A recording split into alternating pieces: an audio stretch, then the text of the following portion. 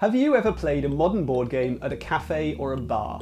Then you've probably had someone stop at your table and ask you what you're playing. After you explain, their response is almost always the same.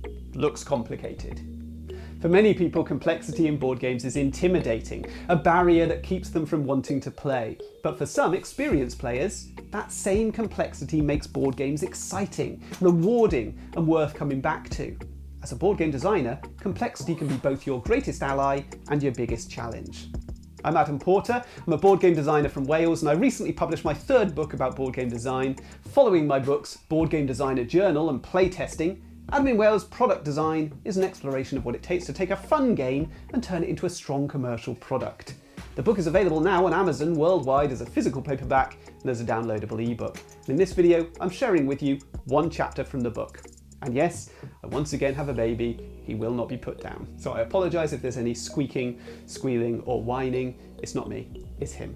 Complexity in games is not easy to define because a great deal of it depends on player perception and interaction. A terrible rulebook can make a very simple game appear unbearably complex, and players can be eased into a detailed, intricate system by well-conceived graphic design, iconography and player aids. Game theorists classify complexity objectively with concepts like state space, decision trees, and computational complexity. But for most of us, those metrics aren't particularly useful. As designers, we're often working on vibes, trying to make a game feel right for our audience. So in this video, I'll explore a number of successful games of varying complexity, and we'll start with 6 categories: children's games, family games, gateway games, light strategy games, medium strategy, and heavy strategy. So children's games are generally suitable for ages 6 and up, though some are designed for younger kids. They include games like Dobble, Animal Upon Animal, Rhino Hero, The Magic Labyrinth, and Rat-a-Tat-Cat. The Board Game Geek website uses community votes to score games between 1 and 5 for complexity, or weight, to use their terminology. The examples I've selected above, they all have a BGG weight between 1 and around 1.2. Now, family games work for ages 8 and up, but adults can enjoy them too. So some examples include King Domino, Six Nymped, Pickomino, King of Tokyo, Survive, Escape from Atlantis, and Exploding Kittens. The BGG weight rating for my chosen examples ranges from 1.08 to around 1.7. So if Exploding Kittens has a weight rating lower than Rat-a-Tat-Cat or The Magic Labyrinth, why have I put it in the family games category rather than children's games? Well, this categorization is primarily due to marketing and presentation, with not safe for work editions and an animated Netflix series full of innuendo. Exploding Kittens targets a mixed audience of kids and adults. So the next group is gateway games. Games like Ticket to Ride, Catan and Carcassonne bridge the gap between family games and strategy games, with these examples weighing in between 1.8 and 2.3. And light strategy includes games like Wingspan, Everdell and Castles of Burgundy. My chosen examples there have a weight roughly between 2.5 and 3. And the games I labelled medium strategy have a weight between 3 and 3.5, and those I would term heavy strategy all have a BGG weight upwards of 3.5. But these categories don't really cover all games. Where do party games fit in? What about epic thematic games? How are we categorising war games? The genre of abstract strategy games perfectly illustrates the limitations of a simplistic complexity rating. So if you take Othello, for example, a game famously marketed with the tagline, "A minute to learn, a lifetime to master." Well, if that's genuinely true, where does it land on the complexity scale?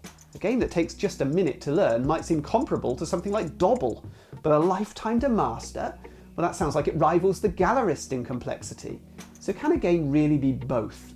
This paradox highlights the fact that complexity in games comes in 2 distinct forms: procedural complexity and emergent complexity, which is often referred to as depth. So procedural complexity is all about the rule set. How many rules are there? How much do you need to remember to play? How many components are involved? Essentially, how hard is it to learn and how long is the rulebook? In the case of Othello, the rules can be described in about 250 words, a remarkably simple foundation, but the emergent complexity is where Othello shines, with strategic and tactical choices to make on every turn. The decision space for the players is substantial. Let's stick with that concept of rulebook length for a moment. Jeff Warrender, designer of Schmidt-Spiel's recent children's memory game Fableworld, argues that rulebook length is a pretty accurate tool for assessing your game's complexity. He refers to a rulebook's word count as the game's complexity budget. And while it's not a perfect metric, it is a valuable tool for designers. By comparing word counts, creators can objectively gauge how their game's complexity stacks up against published titles, helping them to ensure that their design aligns with their intended audience or publisher. So let's revisit the earlier examples and compare their rulebook word counts. To keep the comparison focused on core mechanisms, I've excluded purely thematic passages or variant rules and appendices that list cards and special powers or other reference material. I have included component lists though, since the sheer amount of stuff in a game undoubtedly contributes to its procedural complexity. The result is that these word counts are only a very rough guide. Some publishers are more verbose than others. Some repeat concepts frequently, others keep things succinct. Some use loads of examples, others use them sparingly. But it does give us some broad parameters to work with.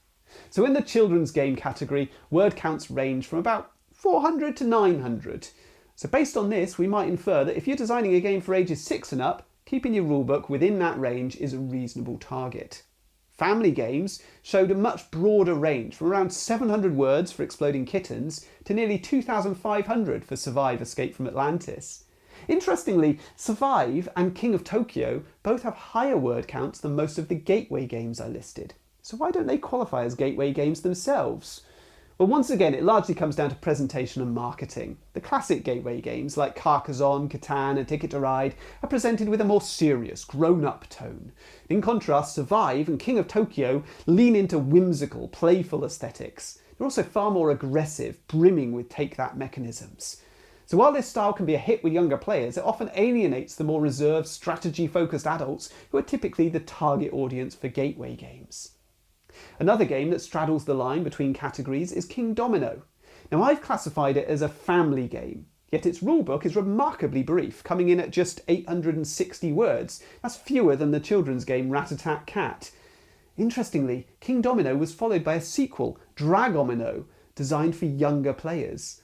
With a word count of 620, its procedural complexity isn't drastically lower than that of its predecessor, but the difference lies in emergent complexity. King Domino presents a much greater strategic challenge, which would probably be too difficult for most 6-year-olds. So let's recap. For a children's game, aim for less than 900 words. For a family game, aim for less than 2,000. For a gateway game, around 1,800 to 2,500 seems about right. Let's try a little more data out there. For party games, it's around 600 to 1,200, with Dixit and Just One at the lower end of that scale, and The Mind towards the top. For abstract strategy games, you're looking for a similar word count to party games, around 600 to 1,200. And with this genre prioritising elegance, it's generally a case of the shorter the better. In the hobby industry, many publishers refer to games as Family Plus or Gateway Plus. These are not familiar terms to most gamers, but they're used widely by game makers. I've categorised these games as light strategy, the next step from gateway games for someone getting into the hobby. If you're designing for this market, your word count might be around 3,500 words. Note that Everdell's relatively low word count is deceptive because many of the rules are included on the cards themselves rather than in the rulebook, resulting in a higher complexity than apparent at first glance. For the next level, medium strategy, you could get away with an additional 2,000 to 3,000 words. Agricola comes in at around 7,000 words without card lists or powers. And for heavy strategy games, you can probably allow another 3,000 to 4,000 words again. The popularity of Arc Nova, with a word count in excess of 10,000, demonstrates how committed heavy gamers really are. The word count of the heavyweight category broadly holds true for epic thematic games like Twilight Imperium or War of the Ring, though an accurate comparison of word count becomes untenable because of the massive variation in use of examples, appendices, and in the case of Fantasy Flight games, additional rulebooks and references. In all cases, while using word count as a guide for complexity, you must remember it only measures procedural complexity, and it's important to be cognizant of emergent complexity, which can arise from combining relatively simple mechanisms. Designers frequently underestimate the complexity of their games, both procedural and emergent, and it's only through rigorous playtesting that you can get a sense of where your game truly lands on the spectrum. Listen to your playtesters. My previous book, Adam in Wales Playtesting, has a whole chapter on complexity and a host of questions you might ask your testers to clarify how challenging they're finding your rule set to learn, to teach, to play, and to retain. Games with a high degree of player interaction might also be considerably more complex than their rule sets might suggest. There's very little in this world more complex than the social interactions of humans, especially those in competition with each other. If your game's procedural complexity is ballooning, you might want to remove or simplify some rules. Take a look through your rulebook and see which rules are taking up a lot of space. If you have a brilliant rule, but it takes hundreds of words to explain with multiple examples needed, the rule is probably unintuitive and working against the player experience.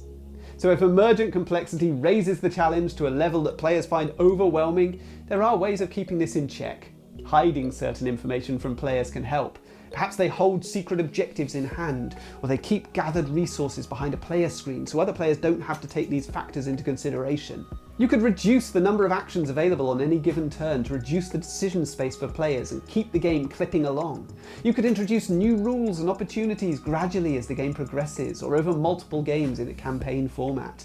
This is the approach taken in legacy games and collectible games where new rules are introduced piecemeal. If your players are really struggling to make timely decisions, you could even force them to work under time pressure, removing any opportunity for analysis paralysis. A strong graphic designer is invaluable here. Aim for consistent iconography which is easy to understand, card layouts which prioritise and directly eye to the most important information, and game boards which guide players through the various actions in the game. Make no mistake, strong graphic design can significantly reduce the perception of complexity among players. You might be asking yourself why any of this matters. If your gateway game evolves into a medium or a heavyweight experience, can't you just market it as such? And to some extent, well, yeah, you can. But understanding the complexity of your game is important if you want to connect with your audience. Recognizing where your design falls on the complexity spectrum can help to shape its theme, its presentation, and your approach to onboarding players. If you plan to pitch to publishers, aligning your game with the complexity level of their existing catalogue is absolutely essential. I learnt this lesson firsthand when pitching one of my prototype games last year. Now mechanically it was squarely aimed at families, so adults with children aged 8 and above, and the theme revolved around cute caterpillars munching on vegetables, dodging chickens, and transforming into butterflies. Feedback from multiple publishers was consistent. The game itself was perfect for kids aged 8 to 10, but the theme was much better suited for preschool children. The mechanisms and theme were mismatched, and while the game was functional, there was no audience for it. So while strategy games vary wildly in their complexity, publishers tend to focus on a narrower range within the spectrum. It's rare for a publisher to release everything from family games to heavyweights. Understanding the target range for a publisher's catalogue is crucial, and for party games or abstract games, the range of acceptable complexity is even narrower. If your party game has too much depth, or your abstract game is weighed down by rules, you might struggle to find a publisher. Creating a deep thinky party game or an abstract game with an extensive rules overhead might appeal to a niche audience, but it's more likely to leave publishers scratching their heads and ultimately rejecting your pitch. Complexity in board games is a blessing and a curse. Get it wrong and you risk alienating your audience. Get it right and you'll create an experience that's rewarding, memorable, and endlessly replayable. So this video has given you a taste of what you can expect from my new book, Adam in Wales Product Design. And if you want to learn more about creating games as commercial products, you can purchase the book at Amazon as a print-on-demand paperback or as a downloadable ebook. And if you read the book and enjoy it, please leave me an Amazon review. So what games have you played which felt too complex for their intended audience? And what games felt too simplistic? Let me know in the comments.